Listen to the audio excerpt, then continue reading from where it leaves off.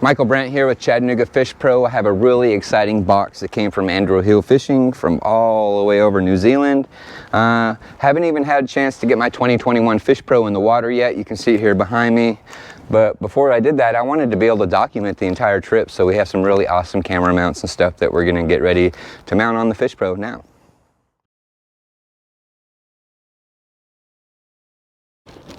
Packaging's on point so far.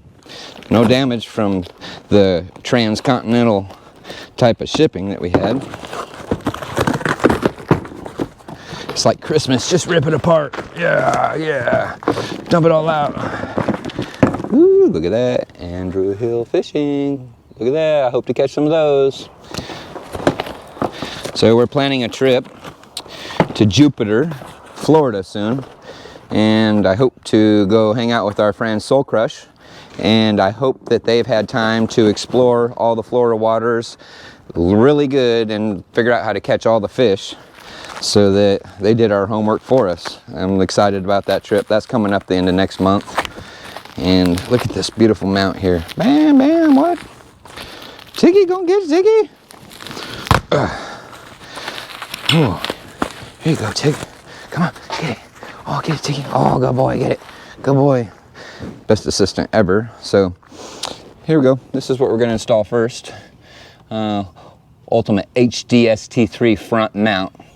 Lightweight aluminum. It's a pretty nice part. Feels like you actually have something worth a hoot in your hands.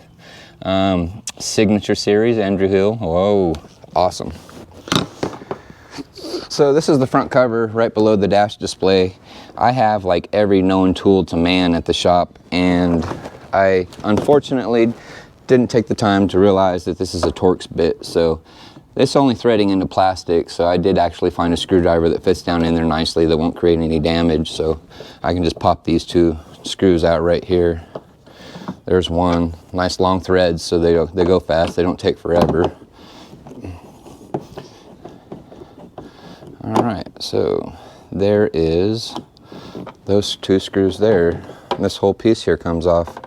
So I'm learning a lot about this ski. There's still a bunch of stuff I need to read the manual on. So first inspection, it looks like we got our steering cable and some other wiring and stuff in here that I'm not exactly sure. This is the plug access to the back of the display.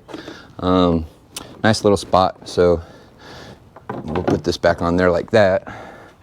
And check this out. Man, it's like this part was made for this. Look how nice that fits in there. So just as simple as taking two screws out, putting two screws back in. Get it started there. There's that one, there's that one. So my maiden voyage, I have this lap I usually take from our backyard. We're fortunate enough to have a community boat ramp, and our house is like closest to the driveway, so I can just pull this down to the boat ramp with my four-wheeler. And then I go about 5 minutes down the South Chickamauga Creek, and then I'm right at the Tennessee River. So give that a good torque. Give this a good torque. Once I hit the Tennessee River, I travel south on the Tennessee River about 6 or 8 miles, and then I can get to the Chattanooga Creek. All the way down around Moccasin Bend. It's this area is full of history for the Civil War and stuff like that. And going up Chattanooga Creek is just absolutely beautiful. So I really wanted to have this front camera mount up here so I could document that fun. Okay, back over here at my tool table, I have a short riser and then I have a really long riser. And these things, these poles fit right in like super securely. I'll show you how that works. Get this one open. Nice packaging, by the way. Feels like you actually have something worth paying for in your hand versus just a bunch of junk. So get this unwrapped up. Looks kid proof. Okay, so two different ones. We have an adjustable one here. This actually sits down inside the holder, and then this is a quick release clip here that works by sliding it in and out like this. Nice, secure. This slides in like that, so I can go even taller if I'd like, and then if I wanted to, for whatever reason, you know, turn it back over, I can release it This sliding is a locking mechanism, which is super handy. You don't have to have a tool or keep up with an extra tool to use this product. It's really rad. And then we have the same idea here. This one's locking too.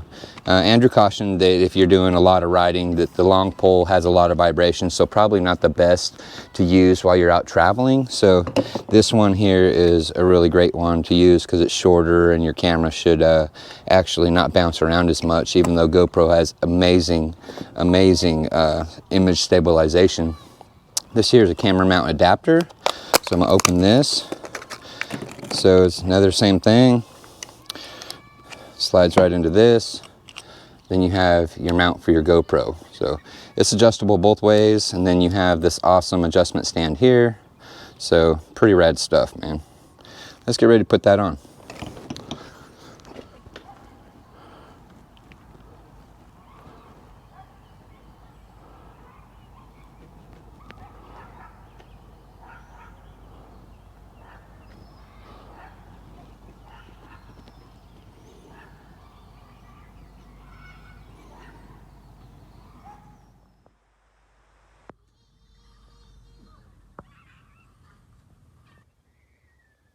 Okay, so what I've learned from watching other people is it's really great to have a 2-camera system set up. So this is going to be really good for once I get to my spot and I want to do fishing. So I can just take and pop this nice little cap off that keeps everything from getting in there.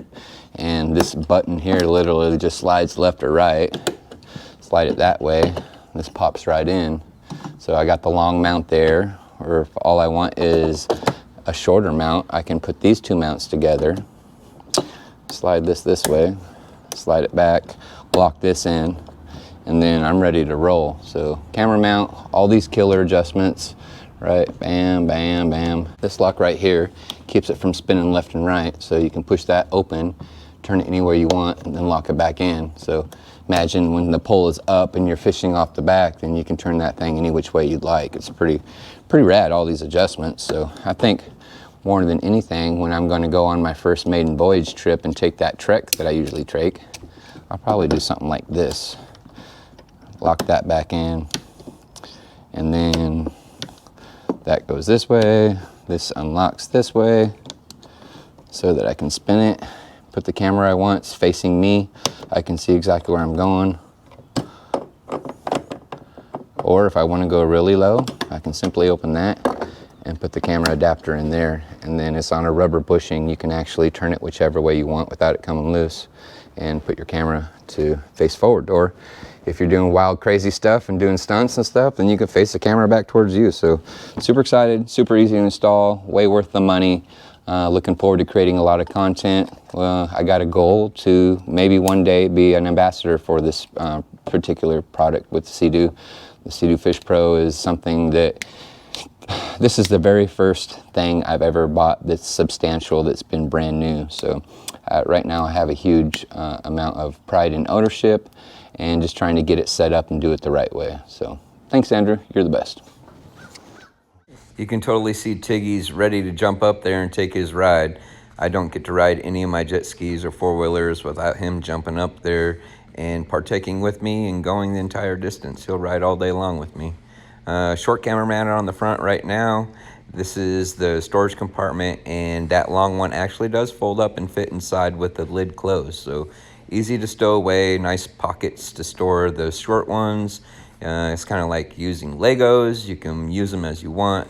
Right here, showing the short one. The next image right here, we're showing the long pole and what it looks like when it's set up on the front of the ski there. This in here, I think, is the medium pole. And we're ready to roll. Getting ready to go on our maiden voyage this Saturday. Thanks for watching.